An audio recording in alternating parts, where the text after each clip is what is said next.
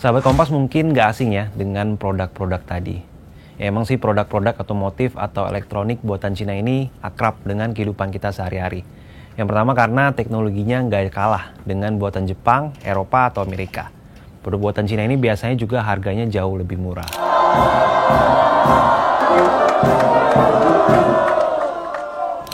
Nah, kemajuan teknologi Cina memang berkembang sangat pesat beberapa waktu terakhir. Bahkan, baru-baru ini Cina juga membuat gebrakan di bidang yang mungkin selama ini hanya dikuasai oleh Amerika Serikat, yakni militer dan teknologi antariksa. Di bulan Juni 2022 misalnya, Cina meluncurkan pesawat luar angkasa bernama Shenzhou 14 yang rencananya jadi awal dari misi pembangunan stasiun antariksa pertama Cina. Dan gak lama berselang, Cina juga meluncurkan kapal induk perang bernama Fujian yang dilengkapi teknologi canggih. Dan hebatnya nih, kedua proyek di atas dibuat sendiri oleh Cina tanpa campur tangan negara lain. Dan ini semua dilakukan oleh Cina, sebuah negara yang kita tahu menganut paham komunis. Lalu bagaimana bisa sebuah negara komunis berkembang jadi salah satu negara adidaya yang menandingi Amerika Serikat? Cina bahkan bisa dibilang menguasai hampir segala aspek, mulai dari ekonomi, militer, maupun teknologi. Atau jangan-jangan nih ya, Cina udah bukan lagi negara komunis, makanya bisa berkembang pesat seperti saat ini. Nah, lengkapnya kita akan bahas dalam lensa berita kali ini.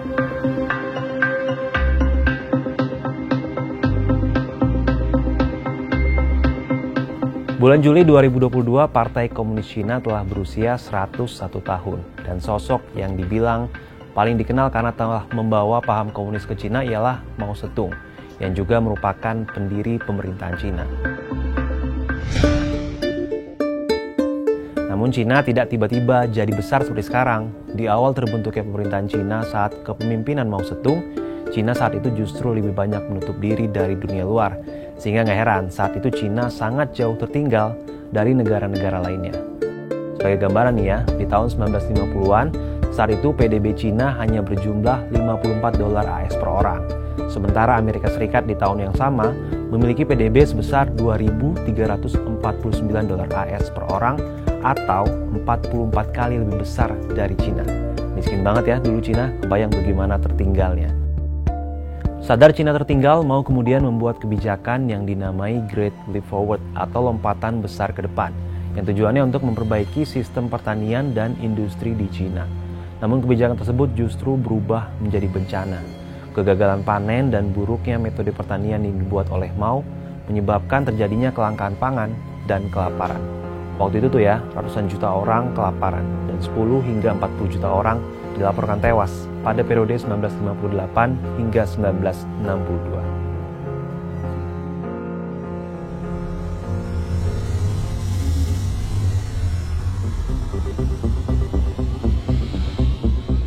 Tapi semua itu berubah saat pemerintah Cina dipimpin oleh Deng Xiaoping. Di tahun 1970-an, Cina di bawah pemimpinan Xiaoping menganut kebijakan yang diberi nama Geige Kaifang, yakni reformasi dan keterbukaan Cina.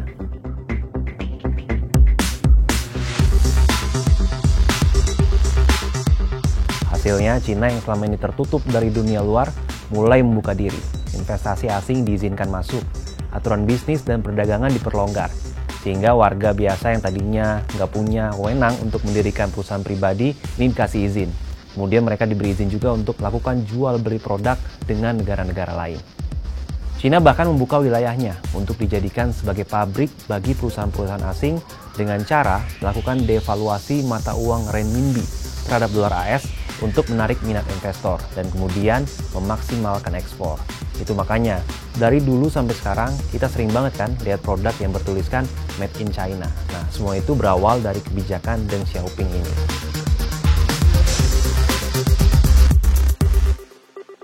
Sistem ekonomi pasar inilah yang kemudian dilanjutkan oleh pemimpin Cina selanjutnya, mulai dari Jiang Zemin, Hu Jintao, dan saat ini Xi Jinping. Nah, pada masa kepemimpinan Xi Jinping inilah obsesi terbesar membawa Cina menjadi negara adidaya yang bertujuan untuk mengembalikan kejayaan Cina tahun 2050 mendatang ini direalisasikan. Cita-cita ini kemudian dilakukan dengan berbagai proyek ambisius, salah satunya Belt and Road Initiative atau jalur sutra baru yang diluncurkan di tahun 2013, yakni berupa jalur perdagangan dan infrastruktur yang berupaya menghubungkan Cina dengan Asia Tengah, Afrika, dan Eropa yang melibatkan sedikitnya 60 negara, termasuk salah satunya Indonesia, dengan anggaran yang diperkirakan mencapai angka 1 triliun dolar AS. Tunggu, kalau kita lihat dari kebijakan Deng Xiaoping kok kelihatannya kayak bukan negara komunis ya? Jadi sebenarnya Cina itu masih komunis atau enggak sih? Nah, menurut peneliti politik independen Cina Klaus Radityo, pemerintah Cina hingga saat ini masih merupakan negara komunis yang secara jelas menganut ideologi Marxisme dan Leninisme yang menganut sistem satu partai, di mana Partai Komunis Cina merupakan pengendali negara. Jadi meskipun menganut ekonomi pasar, tetap yang memegang peranan penting ialah negara, bukan swasta. Ekonomi pasar itu alat. Ya, dia bukan tujuan. Dia bukan tujuan, tapi dia alat. Dan kembali lagi, ekonomi dikuasai oleh partai. Bagaimana partai menguasai ekonomi adalah dengan memberikan peran yang sangat besar dan sentral kepada BUMN menjadi motor ekonomi, menjadi penggerak ekonomi. Itu komunisme yang masih terwujud. Dan juga bagaimana peran partai dalam semua sendi-sendi kehidupan masyarakat sangat sangat kuat peran partai itu, dari tingkat level pemerintahan pusat sampai pemerintahan daerah yang paling basic. Partai itu selalu memiliki suara penentu. Itulah unsur komunisme yang masih kuat di Tiongkok, di samping bahwa mereka juga mengadopsi ekonomi pasar. Berkat kebijakan ekonomi tersebut, hasilnya dalam waktu 40 tahun terakhir sejak tahun 1970-an, Cina telah berubah dari negara miskin jadi salah satu kekuatan ekonomi terbesar kedua di dunia. Berbagai kebijakan ekonomi tersebut lantas membuat Cina jadi salah satu negara dengan tingkat pengentasan kemiskinan tertinggi di dunia. Jika kita lihat dari data Bank Dunia nih ya, dari tahun 1990 sampai 2019, Cina itu telah berhasil menurunkan angka kemiskinan di negara tersebut. Dari awalan 66,3% menjadi hanya 0,1% dari total penduduknya yang saat ini berkisar 1,4 miliar jiwa. Nilai PDB Cina juga mengalami peningkatan yang luar biasa. Tahun 1960 menurut World Bank, saat itu PDB Cina per kapita hanya berjumlah 89,5 dolar AS. Jumlah ini kemudian meningkat menjadi 12.556,3 dolar AS di tahun 2021 atau meningkat 140 kali lipat. Nah, jumlah ini lebih besar 3 kali lipat dibandingkan PDB Indonesia yang mencapai angka 4.291 dolar AS di tahun 2021. Artinya nih ya, dalam satu tahun, 1 dari 1,4 miliar penduduk Cina memiliki penghasilan 12.556,3 dolar AS per tahunnya atau sekitar 182 juta rupiah.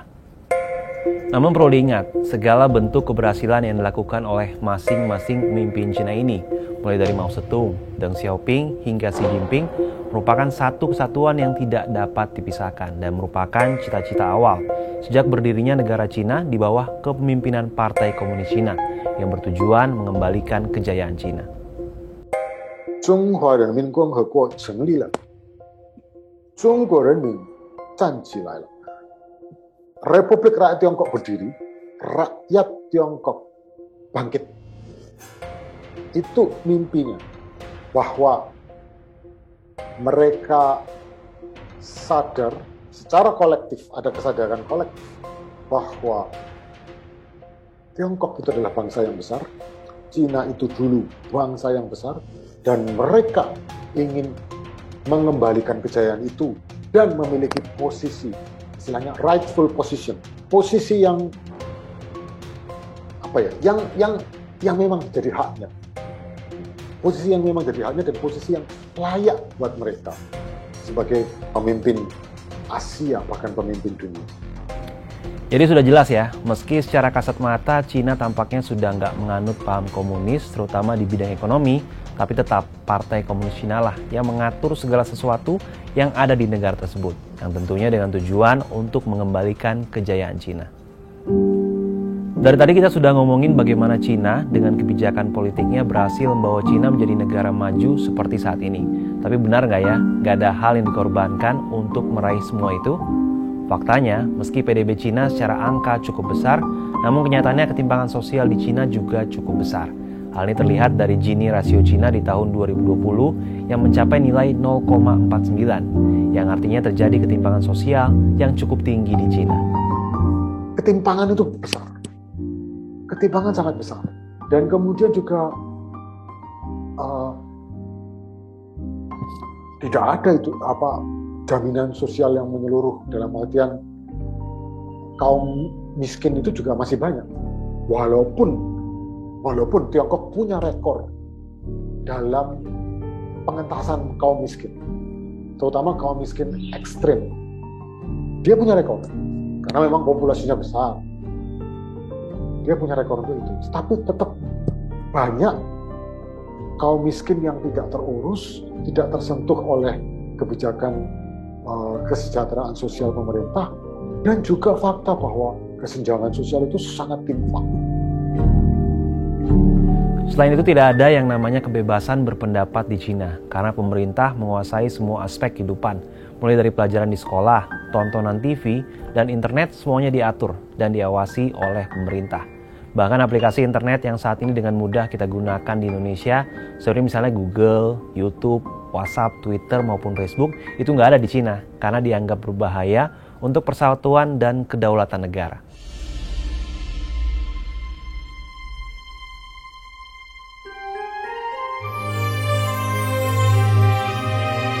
Jadi gimana nih sahabat Kompas? Kira-kira Indonesia bisa nggak ya jadi negara maju kayak Cina?